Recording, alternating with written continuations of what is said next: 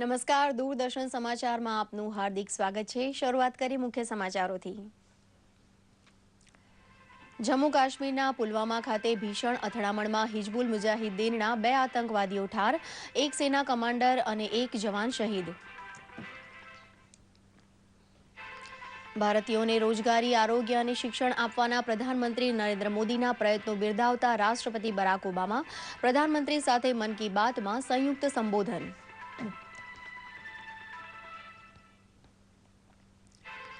કરોડો ભારતીયોની સેવા કરવાનું પોતાનું મોટામાં મોટું સ્વપ્ન હોવાનું જણાવતા પ્રધાનમંત્રી બેટી બચાવો બેટી પઢાઓ કાર્યક્રમ સામાજિક અને માનવીય જવાબદારી। સંયુક્ત રાષ્ટ્ર સલામતી પરિષદમાં ભારતના કાયમી સભ્યપદની રાષ્ટ્રપતિ ઓબામાની હિમાયત, ભારતને શ્રેષ્ઠ ભાગીદાર ગણાવ્યું।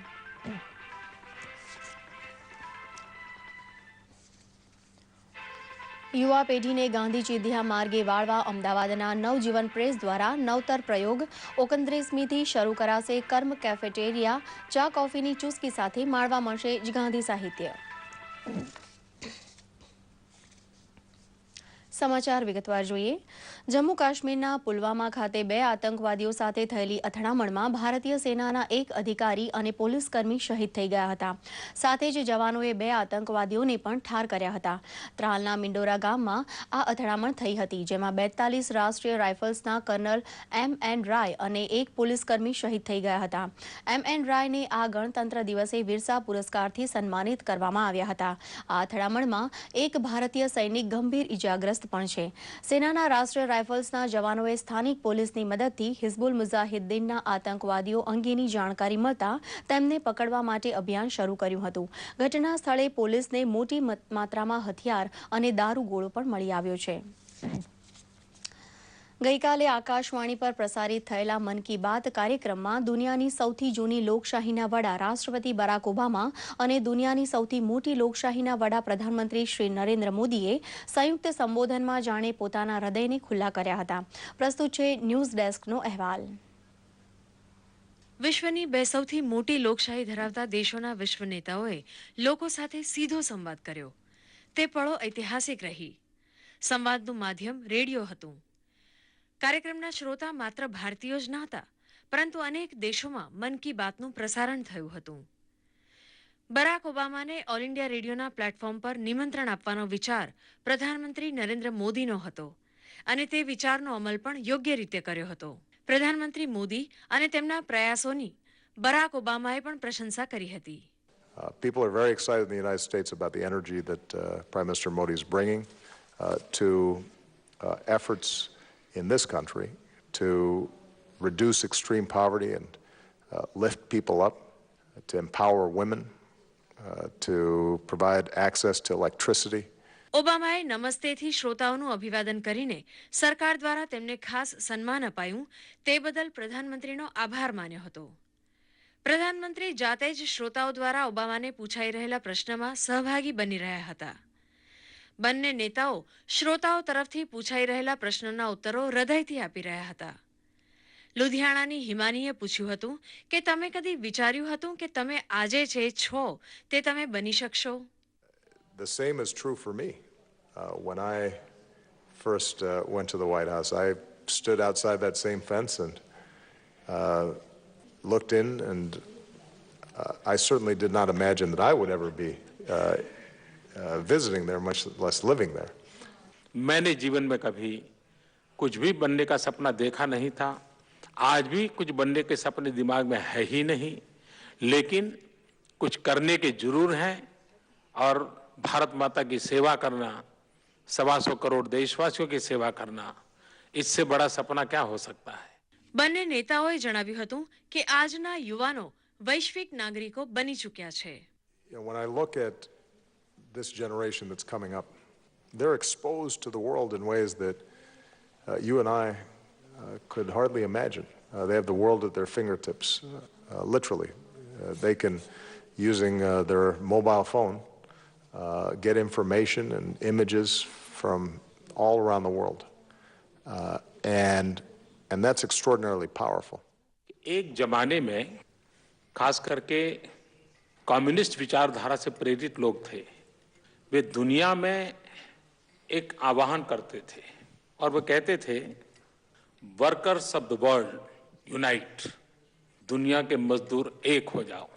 ऐसा एक नारा कई दशक तक चलता रहा था। 30 મિનિટના કાર્યક્રમ દરમિયાન ઓબામાએ તેમની પુત્રીને તેઓ ભારત મુલાકાતની વાત કઈ રીતે કહેશે તે પ્રશ્નનો ઉત્તર પણ આપ્યો હતો. અભ્યાસ ચાલુ હોવાને કારણે ઓબામાની પુત્રીઓ ભારત પ્રવાસમાં સાથે આવી શકી ન હતી. ઓબામાએ તેમના પત્ની મિશેલ ઓબામા દ્વારા થઈ રહેલા સામાજિક કાર્યોની વિગતો પણ આપી હતી. પ્રધાનમંત્રી નરેન્દ્ર મોદીએ બેટી બચાવો બેટી પઢાઓ કાર્યક્રમમાં અમેરિકા કઈ રીતે મદદ કરી શકે તે પ્રશ્નનો જવાબ પણ આપ્યો હતો. તેમણે પોતાની અમેરિકા મુલાકાતની વાત પણ શ્રોતાઓને કરી હતી. मैंने व्हाइट हाउस के बाहर एक पर्यटक के रूप में आपकी एक पुरानी फोटो देखी है. जब आप बीते दिनों सितंबर में वहां गए तो कौन सी बात आपके दिल को छू गई? ये बात सही है कि मैं जब पहली बार अमेरिका गया था तो व्हाइट हाउस जाना तो हमारे नसीब में नहीं था. तो व्हाइट हाउस से दूर एक लोहे की बहुत बड़ी जाली लगी हुई है, तो हम जाली के बाहर खड़े रह करके फोटो निकाली थी. पीछे व्हाइट हाउस दिखता है और अब प्रधानमंत्री बन गए तो वो फोटो भी पॉपुलर हो गई. लेकिन तब मैंने कभी सोचा नहीं था कि मुझे भी कभी जिंदगी में व्हाइट हाउस में जाने का अवसर आएगा. लेकिन जब मैं व्हाइट हाउस गया, एक बात ने मेरे दिल को छू लिया और मैं ये कभी भूल नहीं सकता हूं. बराक ने मुझे किताब दी. वे किताब काफी मेहनत करके खोज करके लाए थे और 1894 में वो किताब प्रसिद्ध हुई थी. स्वामी विवेकानंद जो मेरे जीवन की प्रेरणा है. મન કી બાત કાર્યક્રમ 60 ભાષાઓને આવરી લેતા 30 દેશોમાં વસી રહેલી વિશ્વની 1/4 વસ્તી સુધી પહોંચી શક્યો છે. કાર્યક્રમ પૂરો થયા બાદ પ્રધાનમંત્રીએ આ કાર્યક્રમ વધુને વધુ લોકો સુધી પહોંચે અને તેઓ પણ તેના ઉપર ટિપ્પણી આપી શકે તે હેતુથી કાર્યક્રમને ઈ-બુક સ્વરૂપે પ્રકાશિત કરવા કાર્યક્રમના આયોજકને પણ સૂચવ્યું છે. દૂરદર્શન સમાચાર, અમદાવાદ. અમેરિકાના રાષ્ટ્રપ્રમુખ બરાક ઓબામાએ ભારત યાત્રાના અંતિમ દિવસે ગઈકાલે સિરીફોર્ટમાં બુદ્ધિજીવીઓ, સ્વયંસેવી સંસ્થાના વડાઓ, યુવાનો તથા નાગરિકોને સંબોધન કર્યું હતું. નમસ્તેના અભિવાદન સાથે ઓબામાએ પ્રજાસત્તાક પર્વના આતિથ્ય સત્કાર બદલ ભારતવાસીઓનો આભાર માન્યો હતો. અમેરિકી રાષ્ટ્રપતિએ ભારતને સર્વશ્રેષ્ઠ ભાગીદાર ગણાવતા સ્ત્રી સશક્તિકરણની હિમાયત કરી હતી. તેમણે એક થઈને આતંકવાદને નાથવા અને વિશ્વ શાંતિ સ્થાપવા પર ભાર મૂક્યો હતો. સંયુક્ત રાષ્ટ્ર સુરક્ષા પરિષદમાં સ્થાયી સભ્ય તરીકે અમેરિકા ભારતનું સમર્થન કરે છે તેમ એમણે જણાવ્યું હતું. અમેરિકન રાષ્ટ્રપતિ બરાક ઓબામાએ આજે નવી દિલ્હીના સિરીફોર્ટ ઓડિટોરિયમમાં બુદ્ધિજીવીઓ, નેતાઓ અને યુવાનોને સંબોધન કર્યું હતું. શ્રી ઓબામાએ નમસ્તે કરીને લોકોનું અભિવાદન કર્યું હતું અને ભારત સાથેના તેમના આત્મીય સંબંધોનો ઉલ્લેખ પણ કર્યો હતો. પ્રજાસત્તાક દિવસનો હિસ્સો બનવા માટે તેમણે ભારતવાસીઓનો આભાર વ્યક્ત કર્યો હતો. I believe America can be India's best partner. I believe that.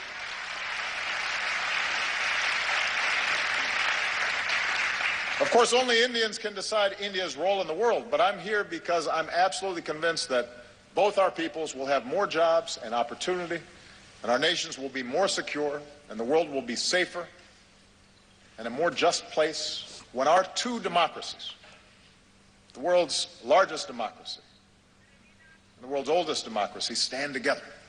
અમેરિકી રાષ્ટ્રપતિએ કહ્યું હતું કે અમેરિકા ભારતનું સામાન્ય ભાગીદાર જ નહીં પરંતુ સર્વશ્રેષ્ઠ ભાગીદાર છે.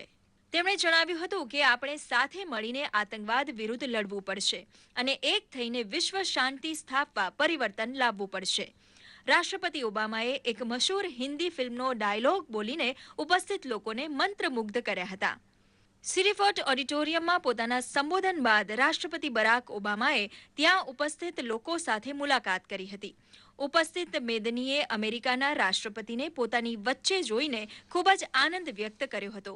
ઓબામાએ ઘણા લોકો સાથે હાથ મિલાવીને ભારત સાથેની આત્મીયતાનો પરિચય કરાવ્યો હતો. દૂરદર્શન સમાચાર, અમદાવાદ. કેન્દ્રીય નાણામંત્રી અરુણ જેટલીએ કહ્યું છે કે ભારતીય અર્થવ્યવસ્થા તેજીથી આગળ વધી રહી છે. તેમણે જણાવ્યું કે હાલ દુનિયાની અન્ય અર્થવ્યવસ્થા મુશ્કેલીનો સામનો કરી રહી છે, ત્યારે ભારતમાં ઘરેલું અને વૈશ્વિક બંને મોરચે સારા સંકેત જોવા મળી રહ્યા છે. નાણામંત્રીએ કહ્યું કે ભારતમાં છેલ્લા કેટલાક વર્ષોમાં નીતિગત નિર્ણય લેવામાં ઢીલ થઈ હતી, પરંતુ હવે તેને સુધારવાના પ્રયાસ થઈ રહ્યા છે. તેમણે કર માળખું મૂડીરોકાણકર્તાઓને અનુકૂળ બનાવવા પર ભાર મૂક્યો હતો. નાણામંત્રી શ્રી જેટલી આંતરરાષ્ટ્રીય સીમા શુલ્ક દિવસ નિમિત્તે નવી દિલ્હી ખાતે યોજાયેલ એક કાર્યક્રમમાં બોલી રહ્યા હતા. In our favor. From a depressing slowdown in the last 2-3 years, suddenly our growth rates are likely to look up. Even though revenues have been under challenge because of low manufacturing in the past few years, the impact of which is continuing, it's now turning around. Still, it looks like we are in a position to meet our fiscal targets.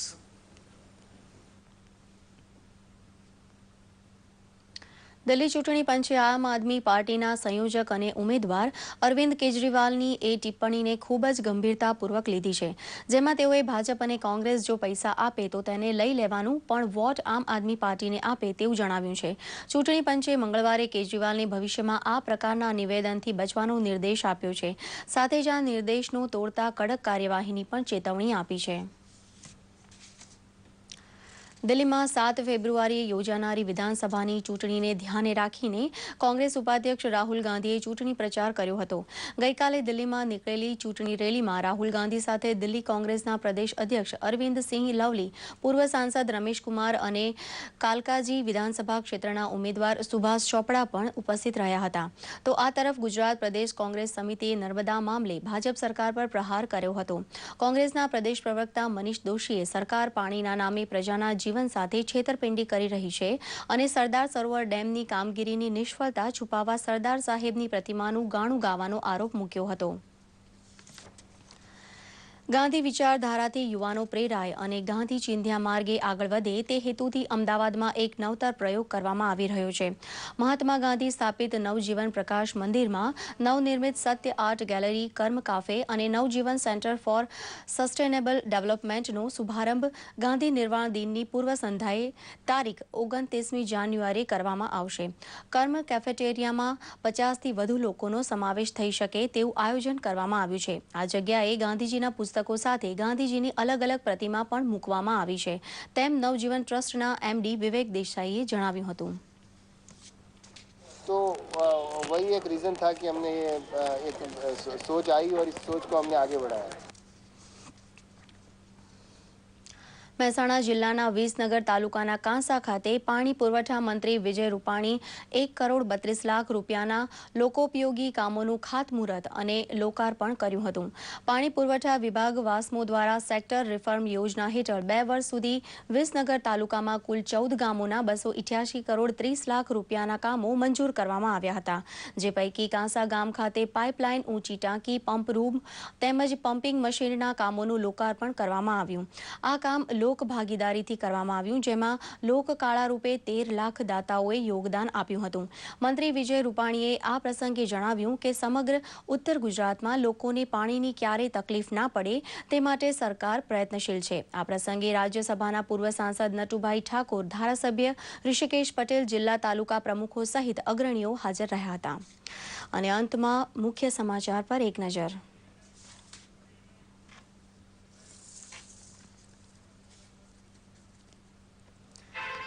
Jammu કાશ્મીરના પુલવામા ખાતે ભીષણ અથડામણમાં હિજબુલ મુજાહિદ્દીનના 2 આતંકવાદીઓ ઠાર, 1 સેના commander અને 1 જવાન શહીદ. ભારતીયોને રોજગારી, આરોગ્ય અને શિક્ષણ આપવાના પ્રધાનમંત્રી નરેન્દ્ર મોદીના પ્રયત્નો બિરદાવતા રાષ્ટ્રપતિ બરાક ઓબામા પ્રધાનમંત્રી સાથે મન કી બાતમાં સંયુક્ત સંબોધન.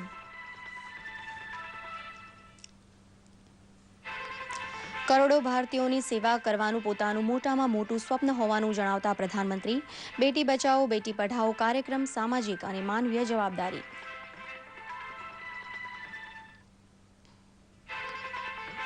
સંયુક્ત રાષ્ટ્ર સલામતી પરિષદમાં ભારતના કાયમી સભ્યપદની રાષ્ટ્રપતિ ઓબામાની હિમાયત, ભારતને શ્રેષ્ઠ ભાગીદાર ગણાવ્યું.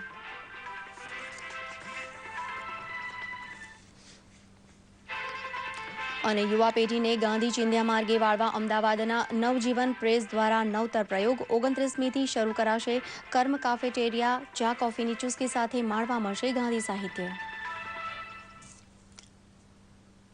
આ સાથે આ સમાચાર બુલેટિન અહીં સમાપ્ત કરીએ છીએ. નમસ્કાર.